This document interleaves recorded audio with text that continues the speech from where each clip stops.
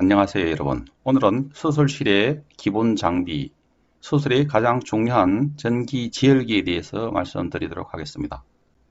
우리가 보통 전기 지혈기는 보비라고 많이 부르는데 아직도 보비는 1920년 처음으로 전기 지혈기를 만든 생체물리학자 윌리엄 보비의 이름을 따서 보비라고 부르고 있습니다.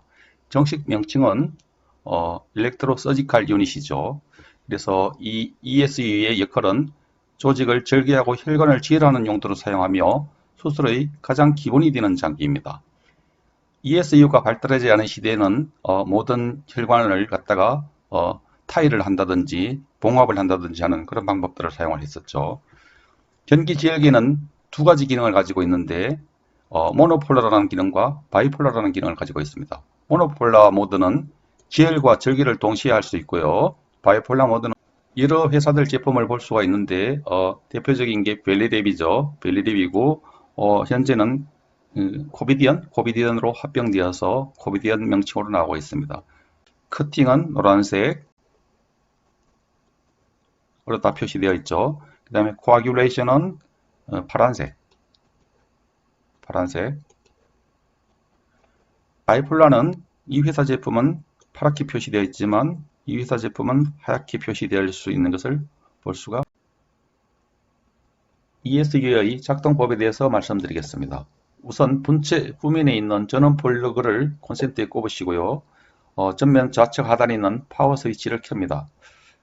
그러면 자체적으로 셀프 테스팅이 한 20초에서 30초에 걸쳐서 테스트를 하게 되고 이상이 없다는 신호음이 울리게 되면 사용을 하시면 됩니다.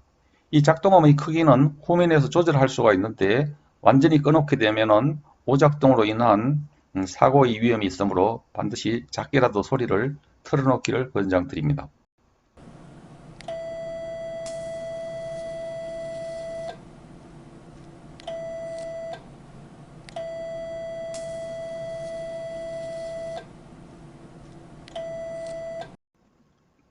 네, 그리고 플레이트라고 하죠. 리턴 일렉트로드가 정상적으로 환자 몸에 접지가 되었을 때는 표시 부위에 그린색 불이 들어오게 됩니다. 환자 몸에 플레이트가 잘 부착되지 않은 경우에는 그림과 같이 빨간 불이 들어오게 되는데 회로가 불안전하게 구성된 것을 말하므로 반드시 다시 확인하여서 재부착하여야 되겠습니다.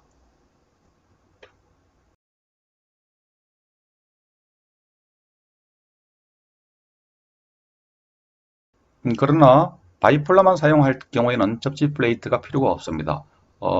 바이폴라 양쪽 팁에 플러스 마이너스 회로가 형성되어서 환자 몸에는 전기가 흐르지 않으므로 접지 플레이트가 필요가 없게 됩니다.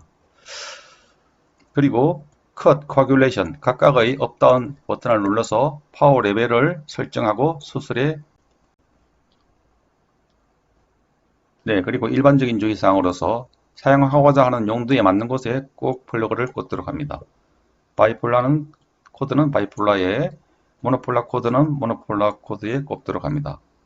파워를 세팅하고 세팅된 파워를 꼭 집도이에게 불러주도록 합니다. 커팅 30, 코아귤레이션 30 세팅되었습니다 하고 꼭 컨펌을 받도록 합니다. 의도치 않은 너무 센 파워가 환자에게 영향을 미치지 않도록 하기 위해서죠. 마찬가지 이제 핸드피스를 보고 계신데 코아귤레이션이 되겠죠. 커팅이 되겠죠. 전기 회로도는 보시는 바와 같습니다. 바이폴라의 경우에는 플레이트를 붙이지 않는다고 했죠. 그러니까 전기가 플러스 전기가 들어와서 조직을 타고 다른 전극으로 흘러나가는 이 시스템이 되겠습니다. 따라서 전기는 이 사이에서만 흐르게 됩니다. 모노폴라인 경우에는 ESU로부터 전기를 받아서 모노폴라 펜스를 통해서 전기가 들어간 다음 환자 몸을 통해서 플레이트를 통해서 다시 장비로 들어가는 이런 회로도가 완성이 됩니다. 따라서 여기 붙이는 플레이트의 부착의 중요성을 다시 한번 강조 드릴 수 있습니다. 환자가 몸에 받는 임피던스 저항은 이 사이에서 일어나게 되는 그리고 수술 중에 발생하는 전기 화상의 대부분의 원인은 리턴 일렉트로드, 이 플레이트를 정확하게 붙이지 않아서 발생하는 경우가 대부분이고 심심치 않게 발생하고 있습니다. 따라서 이런 안전사고를 예방하기 위해서는 환자에 맞는 접지 플레이트를 반드시 사용하여야 되겠습니다. 자, 성인용이 있고요. 어린이용이 있고 영아용이 있습니다. 성인용을 갖다가 잘라서 이렇게 크기를 작게 해서 잘라서 사용해서는 안 되겠습니다. 전기 저항이 달라지기 때문에 원래 제품 그대로 사용해야 되겠습니다. 특별한 경우 외에는 플레이트는 듀얼 타입을 사용하고 교차 감염을 위하여 반드시 한 번만 사용하고 버리도록 합니다. 싱글 플레이트가 되겠고요. 듀얼 플레이트가 되겠습니다. 양쪽에서 전기의 밸런스를 맞춰주므로 훨씬 더 안정성 있는 플레이트 부착 사고로 생긴 케이스들을 보고 계십니다. 화상을 입었죠. 그 다음에 화재가 날 수도 있고요. 그래서 플레이트 부착 시 주의사항으로는 채모가 많은 부위, 흉터가 있는 곳에는 붙이지 않도록 합니다. 전기 통전에 문제가 생긴다고 하고 저항성이 높아지기 때문에 뻔을 입을 확률이 높아진다고 합니다. 또한 피부가 얇아서 뼈의 구조가 드러나는 부위, 이런 쪽에는 다음 금속성 임플란트가 있는 피부에는 붙이지 않는다. 왜 그럴까요? 전기가 더 잘 통하게 되겠죠. 우리가 의도했던 양보다도 더 많은 전기가 통하게 돼서 뻔을 입을 수 있으므로 붙이지 않도록 하고요. 그 다음에 피부는 깨끗해야 하며 건조된 상태여야 하고 되도록 근육이 많은 부위에 부착하도록 합니다. 허벅지나 종아리 부위가 제일 권장되는 부위가 되겠습니다. 그리고 허벅지 위쪽으로 붙이고 있죠. 아래쪽으로 붙이게 되면은 우리가 이리게이션 하고 할 때 용액들이 이 틈 사이로 들어가서 본을 입을 수가 있습니다. 토니켓을 사용하는 경우에는 토니켓 위쪽에 붙이도록 합니다. 토니켓 위쪽.